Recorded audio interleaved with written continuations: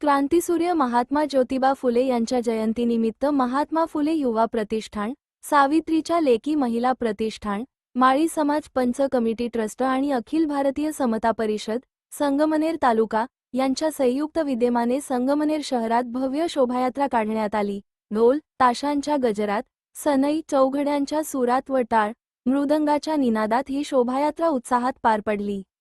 आमदार अमोल खताळ यांनी महात्मा फुले यांच्या पुतळ्याला पुष्पहार अर्पण करून अभिवादन केले। महिलांच्या शिक्षणासाठी, समतेसाठी व शोषितांच्या हक्कांसाठी आयुष्यभर लढा देणाऱ्या महात्मा फुले यांच्या कार्याची आठवण यावेळी उपस्थितांनी जागवली। सजवलेल्या ट्रॅक्टरमधील महात्मा फुले यांच्या पुतळ्यालाही आमदार खताळ, त्यांची पत्नी नीलम खताळ, बंधू आणि राहुल खताळ यांनी पुष्पहार अर्पण करून विनम्र अभिवादन केले।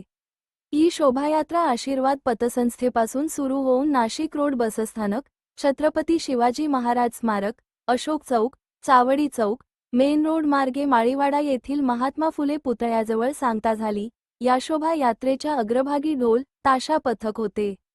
त्यापाठोपाठ मुंबई येथील राजमाता जिजाऊ लेझिम पथक, विठू माऊली महिला भजनी मंडळ, पावबाकी चांदवड येथील डीजे तसेच सावित्रीबाई फुले आणि महात्मा फुले यांच्या पुतळ्यांचे आकर्षक देखावे सहभागी झाले होते। शोभायात्रेच्या दरम्यान कोणताही अनुचित प्रकार घडू नये म्हणून संगमनेर उपविभागाचे पोलीस उपाधीक्षक डॉक्टर कुणाल सोनवणे यांच्या मार्गदर्शनाखाली पोलीस निरीक्षक समीर बारुकर यांनी चोख पोलीस बंदोबस्त ठेवला होता। ही शोभायात्रा यशस्वी करण्यासाठी महात्मा फुले युवा प्रतिष्ठानच्या तरुणांनी विशेष परिश्रम घेतले। मिरवणूक येथील सर्व समाज बांधवांसाठी अंकुश बाळासाहेब ताजने यांच्या वतीने थंडगार पाण्याची व्यवस्था करण्यात आली होती।